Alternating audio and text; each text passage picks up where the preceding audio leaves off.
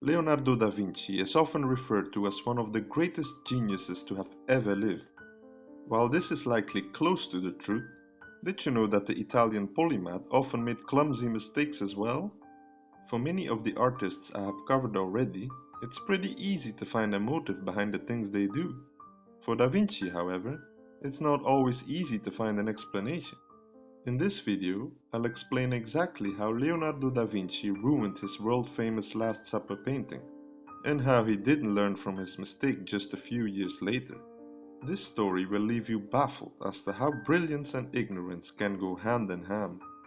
Although Leonardo da Vinci was born near Florence, central Italy, and received his initial training here during the 1460s and 1470s, he spent a lot of time in Milan as well. He moved to the city in northern Italy in the early 1480s, where he worked closely together with his patron Ludovico Sforza. Sforza was the Duke of Milan during the final decades of the 15th century, and Leonardo became somewhat of the Duke's ambassador. Although he painted several of his most notable paintings during this period, including The Last Supper, he also served as the Duke's main engineer. Yes, it's pretty certain that the Duke and Leonardo got along just fine, especially after Da Vinci opened his own vineyard in the city. It's well known that Da Vinci enjoyed a good glass of wine, and in my opinion, it's one of the reasons why he was an immense procrastinator as well. He hardly finished something that he started, and often got criticism because of his aloof behavior. Then again, his incredible level of talent allowed him to get away with it just as many times. This is exactly what happened when he started working on The Last Supper, a painting he completed during the final years of the 15th century. Now here's a funny anecdote related to his world-famous fresco. The exact start date is unknown but is believed to be around 1495. When he still hadn't completed it by 1497, one of the priors overseeing the project in Milan started complaining. Leonardo claimed that he wasn't able to complete it because he didn't find a model to serve as Judas. When the prior continued to nag about the delays, Da Vinci cleverly noted that he would use his face as model for Judas if he didn't stop. It took another year before he found a model in the local jail of Milan, but the complaints had stopped long before that. Now let's take a closer look at the fresco, which can be found at the refectory of the Santa Maria delle Grazie church in Milan. When Da Vinci earned this commission, this wasn't a dining hall, however. Duke Sforza had the idea to turn this section of the church into his family mausoleum. The lunettes above the Last Supper featured the coat of arms of Sforza, and are a reminder of the man who commissioned the work. It was likely Donato Bramante, the future architect of St. Peter's Basilica in Vatican City, who was the lead architect of this architectural transformation. Most artists who worked in Milan fled the city when the French overthrew Sforza in the early 16th century, and the church project was abandoned. The hall where Leonardo painted his Last Supper was turned into a refectory later on, and partially because of this, something peculiar started happening. Just a year after it was completed, people started noticing that the paint was starting to fade. By 1517, the first mentions of flaking paint started to emerge.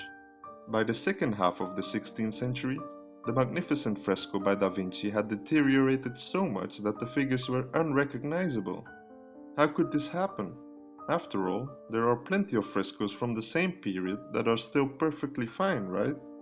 Before I dive deeper into the main cause, which was Da Vinci's fault, I first want to mention that there was another reason that sped up the process. The walls were quickly built and rubble was used to fill them. Because of this, moisture easily clung to the wall, especially when the clergymen started serving hot food there. But here's the main culprit. Leonardo da Vinci loved painting slowly, his brush in one hand and a glass of wine in the other. When you paint a fresco, however, this isn't possible because you can't use oils. Because of this, he used an experimental technique that had been described as extremely risky before. Normally, frescoes are painted on top of wet plaster, which has to be applied every single day. The Last Supper, however, was painted in tempera on top of an undercoat of white lead. While the painter surely managed to increase the luminosity of the work, it instantly started causing problems. What's striking is that this wasn't the only time that Da Vinci tried a similar stunt but failed miserably, but more about this later on. So what happened to the Last Supper over the centuries? By 1652, nobody believed that the painting could be saved, so a doorway was cut at the bottom. It removed Jesus' feet, which are believed to have been painted in such a way that they symbolize the forthcoming crucifixion. Nothing of the original work by Leonardo da Vinci remains today because the fresco has been restored several times throughout history. The first restoration attempts happened in the 18th century, but none of them worked as expected. In 1821, a so-called expert in the field named Stefano Barezzi was called to Milan, but he only realized that it wasn't actually a traditional fresco after he had severely damaged the central part of the work.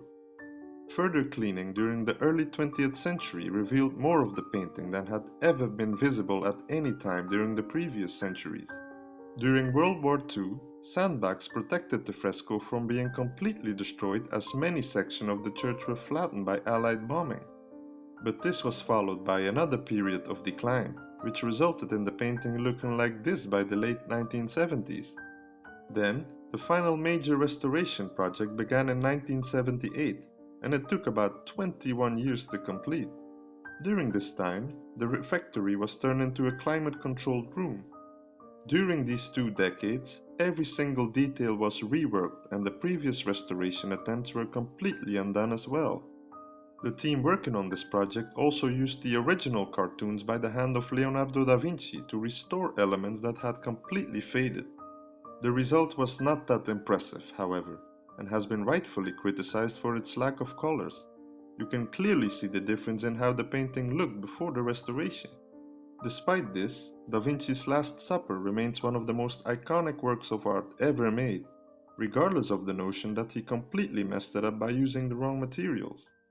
Now here's the story about Da Vinci's other masterpiece, which he single-handedly ruined by pulling a similar stunt. When the French were about to overthrow Duke Ludovico Sforza, Da Vinci fled to Venice.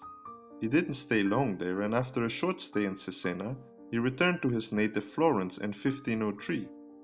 This was also likely the year that he started working on the portrait of Lisa del Giocondo, better known as the Mona Lisa, another world-famous painting he never really completed. Around this time, he started making the cartoons of his most mysterious painting titled The Battle of Anghiari. This was yet another fresco painting on the walls of the Palazzo Vecchio, the iconic stronghold of the government of the former Republic of Florence. I call this his most mysterious painting because it has been lost to history and nobody really knows what happened to it. We do know, however, that this fresco, depicting 4 raging war horses, once decorated the Salone dei Cinquecento, or the Hall of 500, the most imposing room inside the palace. Da Vinci once again didn't complete this painting, but this wasn't because of procrastination, but because of the biggest blunder of his career. He experimented again with the materials and decided he wanted to try and use oils to paint this fresco, applied on top of a thick undercoat which likely included wax. Because of this, the oil paint started dripping almost immediately.